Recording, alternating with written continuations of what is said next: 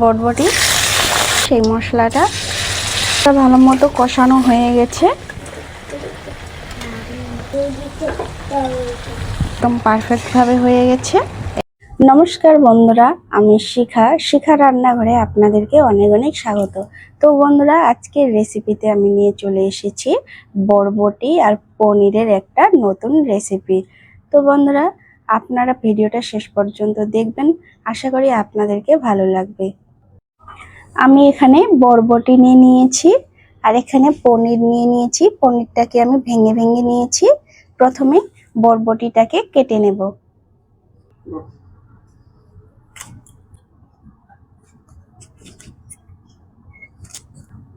বরবটিটাকে আমি এরকম লম্বা লম্বা করে কেটে নেব।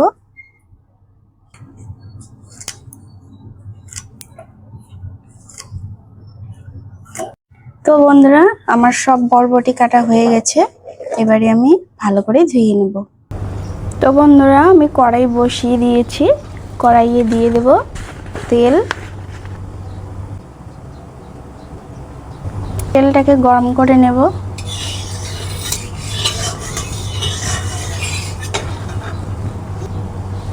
তেল গরম হয়ে গেছে, দিয়ে দেব কেটে রাখা বরবটি।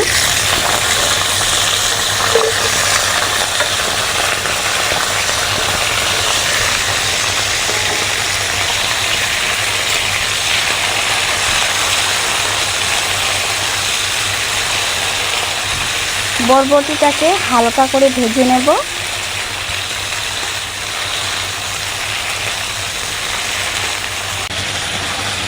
আমি এখন লবণ হলুদ কিছুই দেব না।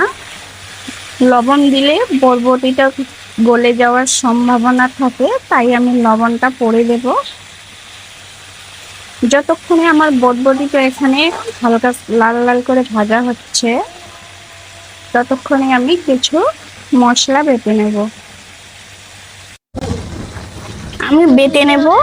এখানে আমি টমেটো নিয়েছি একটা, কাজু বাদাম, আদা আর কাঁচা লঙ্কা সব একসঙ্গে বেটে নেব।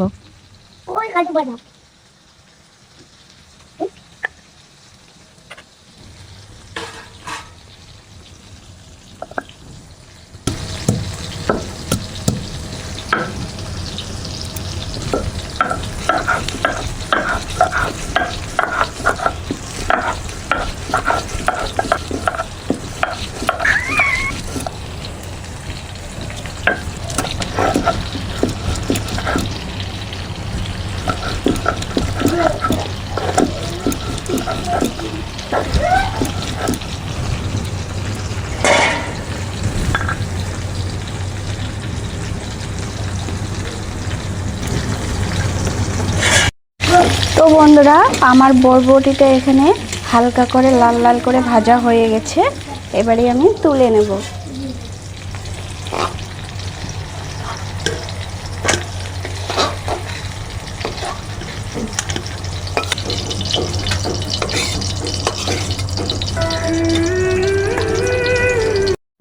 আমি ওই কড়াইয়েই আর একটু তেল দিয়ে দেব।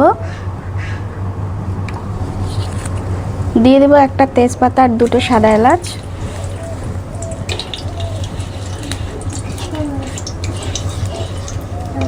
একটু নেড়ে চেড়ে নিয়ে দিয়ে দেব আমি যে মশলাটা বেটে রেখেছিলাম সেই মশলাটা।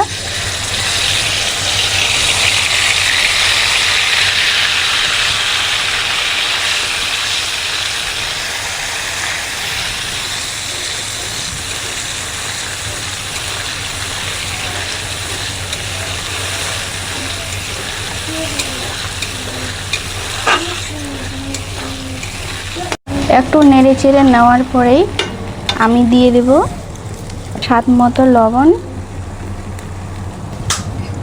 দিয়ে দেব হলুদ গুঁড়ো, দিয়ে দেব লঙ্কা গুঁড়ো, দিয়ে দেব জিরে গুঁড়ো, দিয়ে দেব ধনে গুঁড়ো। এবারে মশলাটাকে ভালো করে কষিয়ে নেব।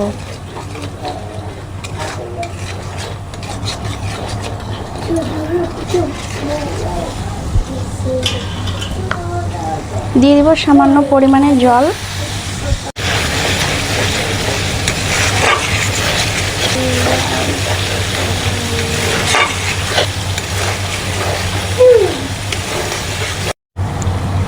অল্প করে জল দিয়ে দিয়ে মশলাটাকে কষিয়ে নেব।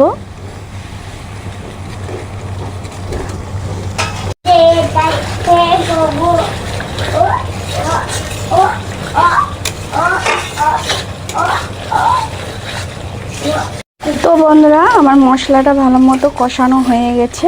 এবারে আমি দিয়ে দেবো ভেজে রাখা বরবটি।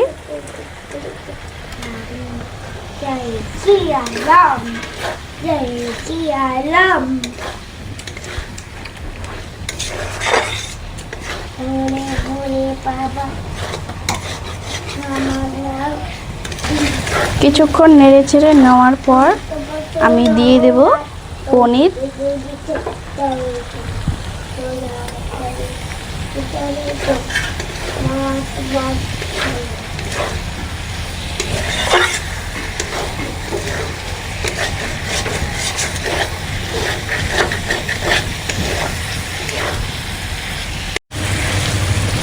এবারে দিয়ে দেব সামান্য পরিমাণে জল।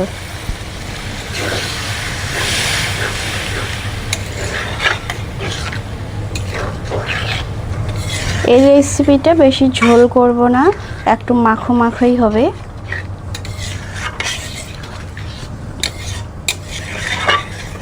এবারে ভালো করে ফুটিয়ে নেব।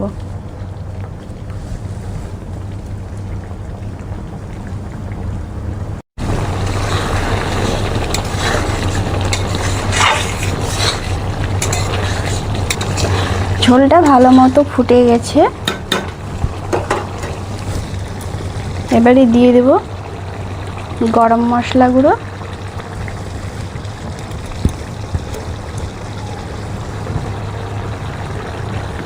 আর দিয়ে দিব হাফ চামচ ঘি।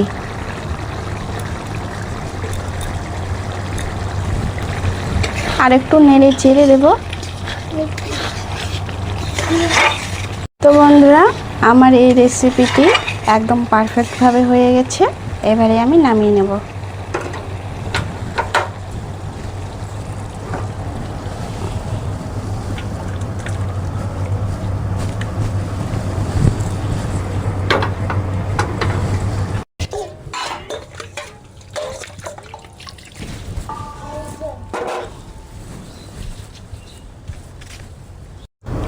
তো বন্ধুরা, আমার এই বরবটি আর পনিরের রেসিপিটি আপনাদের কেমন লাগলো? আশা করি ভালো লেগেছে। ভালো লাগলে লাইক কমেন্ট করবেন আর সাবস্ক্রাইব করে পাশে থাকবেন। ভালো থাকবেন, সুস্থ থাকবেন। ধন্যবাদ।